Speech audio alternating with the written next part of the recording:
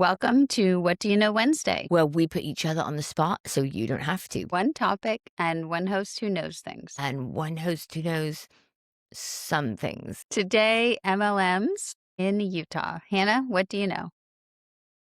Okay, in a nutshell, here's what I can think of. I will name some MLMs that are Mormon owned and operated. I think Melaleuca is one of them. LuLaRoe, the legging company. Stampin Up. It's not okay. Those are the ones I can think of off the top of my head.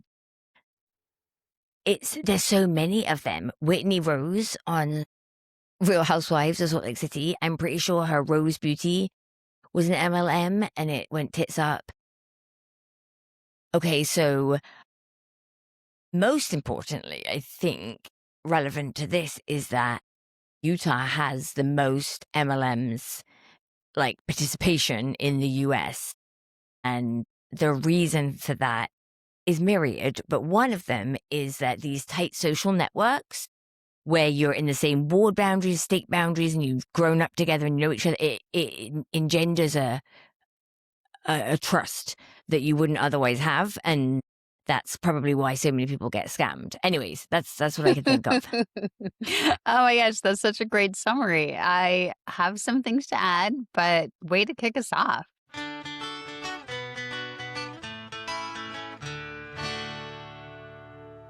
So you're right. Utah has more MLM companies per capita than any other state in the United States. They have at least 15 major MLMs headquartered there. So the three that you see when you're driving down I-15 from Salt Lake City to Provo, those billboards are everywhere for Young Living, doTERRA, New Skin. Those three are all Utah-based, and they were all founded by members of the church. How did I miss Young Living? Well, there's so many, it's hard to keep track. So the CEO of doTERRA said on record, quote, "It would be very difficult for doTERRA to experience the success it's had in any other state," end quote. So the CEO of another Utah MLM said the success, quote, "must have something to do with the way LDS culture works," end quote. So Hannah, you were on it, right? They're not wrong. They just said the quiet part out loud. Yeah. Do they know what it is? Do they have the answers? I They wonder. kind of do. I mean, there's some, yeah, let's talk about some of it. Why we think Mormon communities in LDS are unusually susceptible to MLMs, right? None of these things are accidents. They're built into the social and the rest of the fabric in Utah. First, you have the built-in network, right? You have ward lists, you have visiting teaching routes, you have Relief Society groups, Facebook groups for the sisters. So you already have a warm database of people who trust you and have their contact information in a ready-made directory. Woohoo! So the church explicitly prohibits using ward lists for business purposes, but people do it anyway. The next big thing that we see is mission experience. Returned missionaries spent 2 years doing door-to-door sales under intense rejection. So they're not afraid of being told no. That's a skill. And MLMs know it. Wow, you've really spent some volunteer hours toughening your hide. That's depressing to me. I don't know why. Because I don't think did you ever raise your kids and go, what I want you to do is go door to door and be rejected? I didn't. I mean, wasn't my dream. Yeah. So the third thing that, we see in Utah as far as MLMs are concerned is the testimony culture, right? Which stems a little bit from the missionary work, but also Mormons are trained from primary to share personal stories as proof of truth. I tried this oil and my migraines went away. Well, that lands exactly like a fast and testimony meeting. So anecdotal evidence feels like revelation. The next thing, and I'm not dunking on anyone with this, it's just the facts. The stay-at-home mom problem in Utah. The church tells women that their divine role is in the home. And then these women need income because one income households in 2026 are brutal. So MLMs are there and they offer a business opportunity that doesn't require leaving the kids. It's framed as entrepreneurship. It's not entrepreneurship. Yeah, that came out strongly in the LuLaRoe documentary, was how much they relied on exploiting that force of human capital. Yeah. Yeah, they really did. The last thing that I wanted to talk about here is the fact that MLMs, they're really prosperity gospel adjacent, right? So there's a thread in Mormon culture that material success signals spiritual worthiness. God blesses the righteous. So if your upline is driving a white Range Rover and bearing testimony about how the Lord blessed her business, well, that's not just a sales pitch, it's a faith claim. Yeah, absolutely. It's like so much. It's actually wild that the church is built on the law of consecration, the sharing and pooling of all your resources, when it is so far from that in reality that I just remember when I lived in Boise, it was like, if you didn't have a boat in your driveway, who even are you? Right. It's and young, brand new married couples want exactly what their parents have, and they want it right now.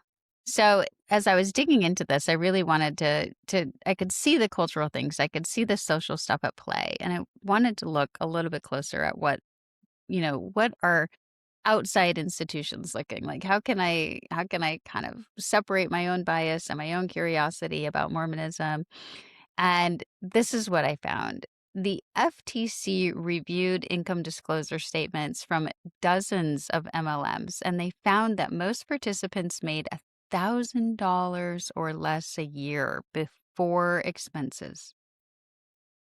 Wow. So in at least Yeah. a year.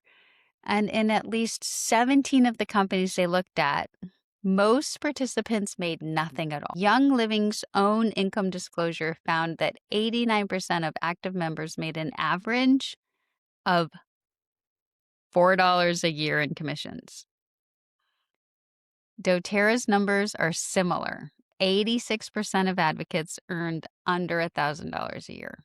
Do you think that's because a lot of the reps, a lot of the people who sign up, they're just doing it to buy their own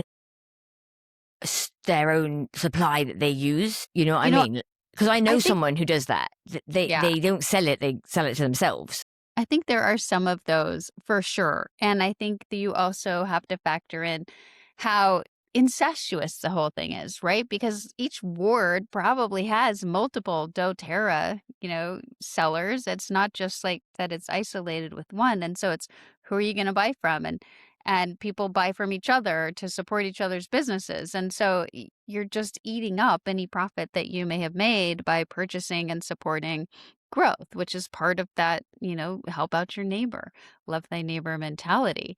What's really interesting, though, is when you look at it, the top 1% of earners take home more than 70% of total commissions. That's the structure. It is a true MLM. And Utah has more Ponzi schemes per capita than any other state, too. In 2015, it became the first state to create a white collar crime registry. Dolan Oaks, before he was searched president, he actually wrote about this in a book.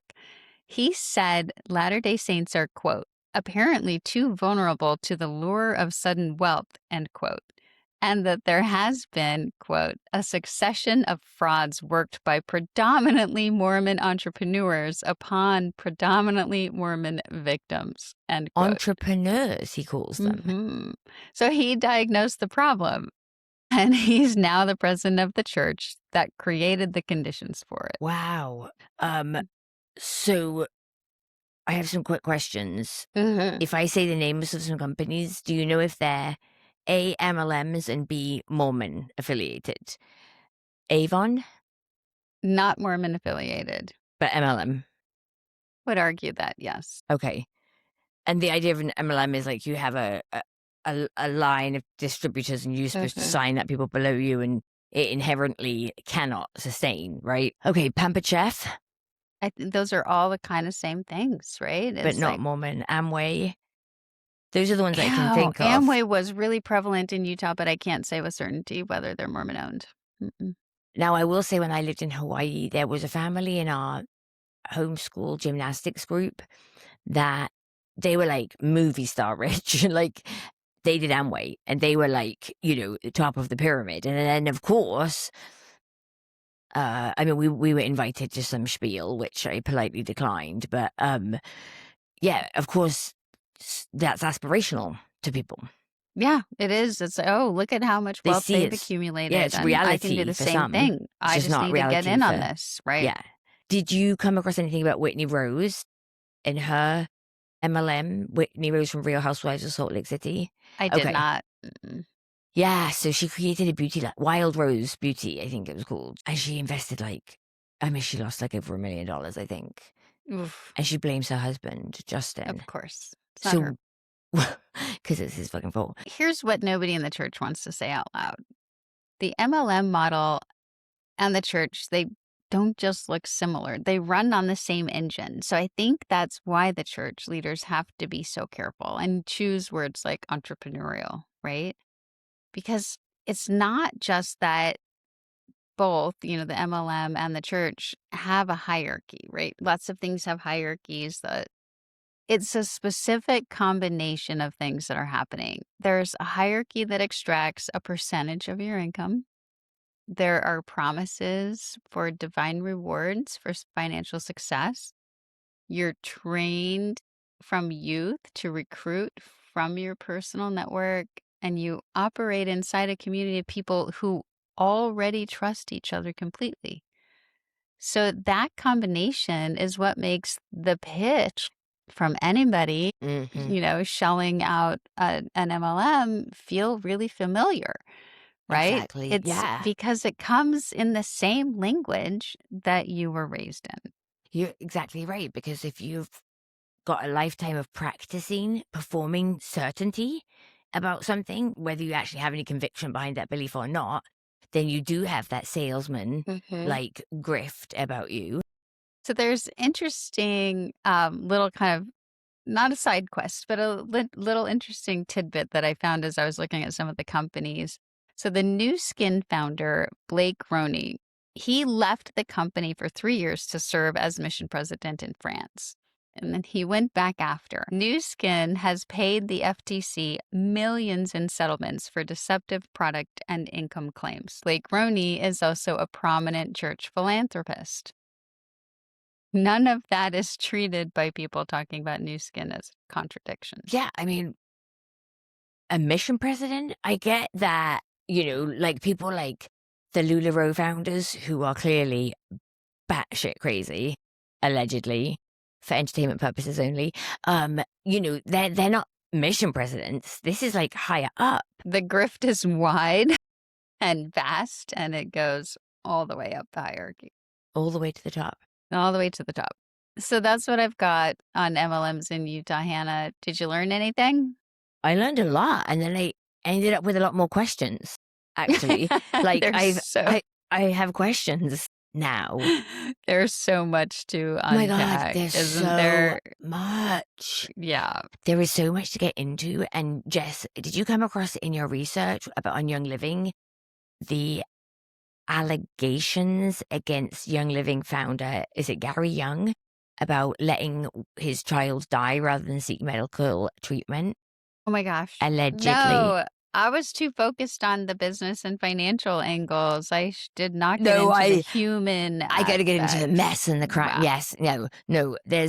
I have questions, is all I'm saying, and I want answers, and you are good at investigating. So that's So we're a perfect team. I'm on it then, I guess. I more investigations to come on the more human side of MLMs in Yes. Utah. Okay, so wait. I was just thinking, sorry. On the one hand, you've got the stating with certainty. And then on the other hand, on the other side of it, you've got someone who has been taught to make decisions based on how you feel, right? Like if it feels warm and good and right, you have a manifestation. And that means the spirit has confirmed to you that it's good and right. So you're not making decisions, based on logic. You're making decisions based on emotion. And the reason that con men were called con men, confidence tricksters, wasn't because they had confidence. It was because they gave you confidence, right? Like they were confidence tricksters. They allowed you to feel confident in buying their bullshit, right? Right. It seems too good to be true. How could I make money hand over fist doing nothing? Like, but no, they can sell it to you with so much aplomb that you feel confident in it. And you're right. It's ready made for Mormonism on both sides. Because it's just the water that you've always been swimming in. So yeah, it's like, it doesn't make sense. Oh, well. That doesn't mean it's not right. This is like, this just seems like it's going to end really badly. Oh, well, Heavenly Father will make it all right in the end. 100%. Because he always does. Sign on the dotted line. Where do I sign? Yeah. I mean, I that's don't have it. any money for this. $4 a year in income. Sounds great. Sign then you've got to be up. a sociologist, like looking at the state of society as it is and going, how do we make sense of this culturally, geographically? What's going on here? Well, yeah, what is going on here? We just connected the dots for you. So wild. Okay, that's brilliant. That's all I've got. Well, thank you for listening. Thank you for bringing us some education on MLMs in Utah. And we'll be back next week with another episode of What Do You Know Wednesday. Great. Until then. Hannah, one more thing. Oh, I always got to say, sorry for what I said when I was Mormon. I am sorry for what I said when I was Mormon too.